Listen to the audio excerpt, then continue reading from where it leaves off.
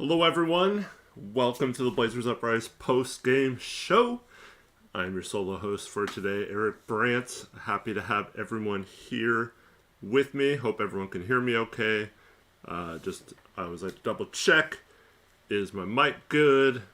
Everything going well with you guys? Just wait a second to let people respond first. What's up, Carson? All right. Aaron says I have hair. Yeah, it's a common misconception that I'm bald. I am not bald. I just got a little haircut yesterday. Actually leaving in about 10 hours for Las Vegas. My oldest daughter is turning 21, and we're taking her to Las Vegas for her birthday. I'm going to go celebrate down there. Two youngest kids and several family members will be staying with them back here. So really excited to be on vacation here in a few hours. If I'm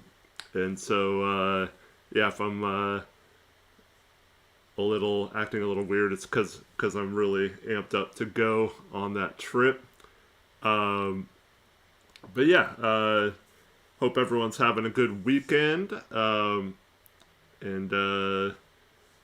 game, playing the best team in the league. So it was going to be a battle. The Blazers kept themselves in it with a bunch of offensive rebounds in the first half. And then started making some shots for a while in the second half. Cut it down to, I think, about 6 a couple times. Thought maybe they could push the Celtics in the fourth quarter while they rested some players, but the Celtics just hit too many threes and took over when they needed to. And the Blazers weren't able to get this win, but I don't think it's necessarily bad or anything. And then, wouldn't you know it, Tori asked me right before the game if I'm able to do the stream solo or with Rich. I did ask Rich. Unfortunately, he wasn't able to do it today. But, so Tori asked me to go on. And so in the middle of the third quarter, my internet just goes completely down. Everything. TV. I have Xfinity for both TV and internet. It all just goes down. I'm able to watch the game on my phone, luckily, through mobile. But it's like so ironic. It's like, of all things, like Tori's been having, obviously major connection issues, especially lately. And then he asked me to do it, and I've had no issues lately. And of course, the one time I need it to not have issues, it has issues. But luckily, it came back on. And it wasn't too long of a wait, but I appreciate everyone for hanging in there while I figured or waited for that to come back up. My mom said it went down. She lives about 20 minutes away from me, so her internet was down as well, although I don't think she has Xfinity, so that's something else. How's everyone doing? We'll talk about the game a little bit, and then I just like to interact with you guys when I do solo stream. So if you have any questions or comments or want to just have a chat with me, we can do that later on. So the season is mercifully almost coming to an end. Blazers have 3 home games now this week on Tuesday, Thursday, and Friday. And then they also have the final road game of the season, the last game of the season, next Sunday. I believe Tori said that started at 12:30 Pacific time, an earlier game. We're gonna have a stream obviously after each one of those games. I'm going to miss Tuesday night's game because that's my daughter's birthday, and we will be doing other things. But I hope to at least make one, if not both, of the Thursday and Friday streams. One of them from Vegas, one I should be home for. And then, of course, Sunday we'll have the final post-game show of the year. Tori is also planning on doing Blazers Uprise live on both Tuesday and Friday this week instead of Monday and Thursday, because on Monday there are no games in the NBA because the NBA takes a step back and allows the NCAA tournament to have their championship game with no other games on. And then, so Tuesday, almost every team plays. I think Tori said there's 14 games. And then there's a bunch of games on Friday as well. So ending picks against the spread, and then we'll have picks against the spread on Sunday as well before the Blazer game or before any games tip off. So there's still a lot of games to pick coming up in just a short amount of time. So if you're interested in that, check out our second channel for all of those streams. And then earlier this morning, I don't know how many of you watched, just let me know in chat, but Iowa and South Carolina women's played. It was a pretty good game. Iowa got off to a great start. Caitlin Clark had 18 points in the first quarter, and then South Carolina kind of chiseled away and then took over in the second half. But it was a really enjoyable game. Great tournament for the women. Nice to see them getting some good viewership and all that kind of stuff. So hopefully that's not just a blip because of all the things coming together. You know, Clark being a star, undefeated South Carolina. You got an intriguing UConn team. You had the rematch against LSU. So a lot of cool matchups along the way. But hopefully the women's game can be, it's different than the men's game, but hopefully it can get viewership going forward because that tournament was a lot of fun.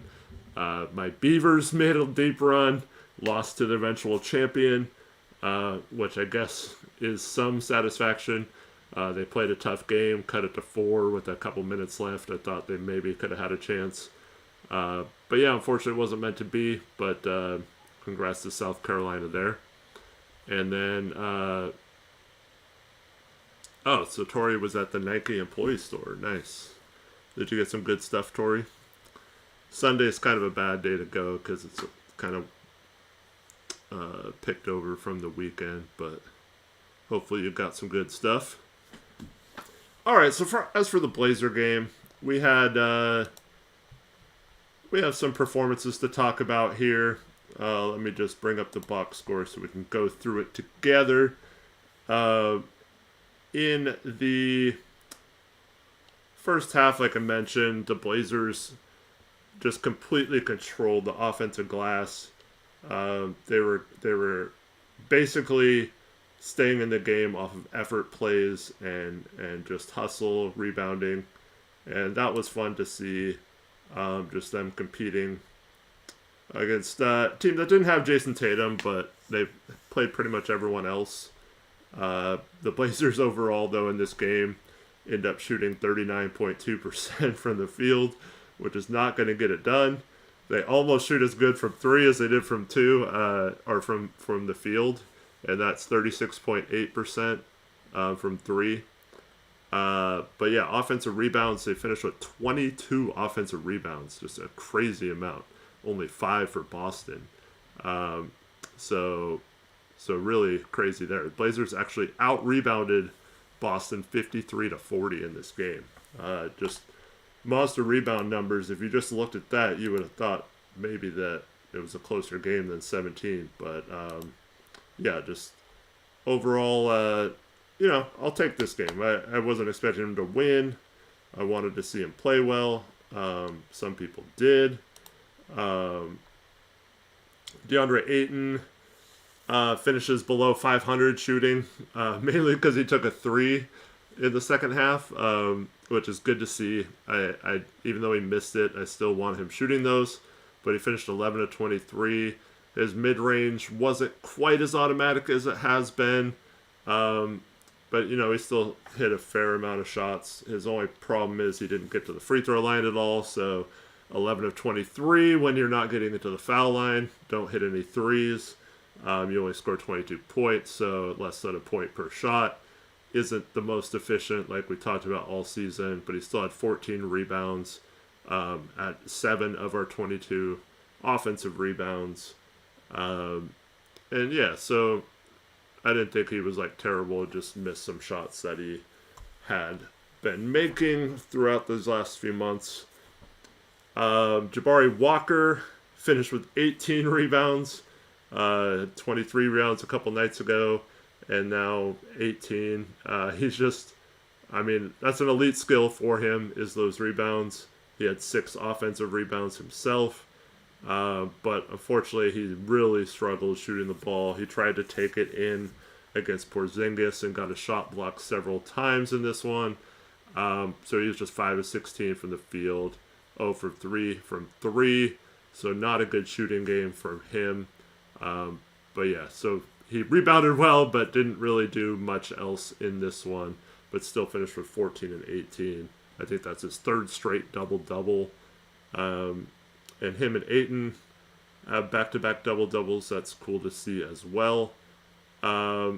Chris Murray, 4 for 9 from the field, which I guess we'll take, right? 2 for 4 from 3.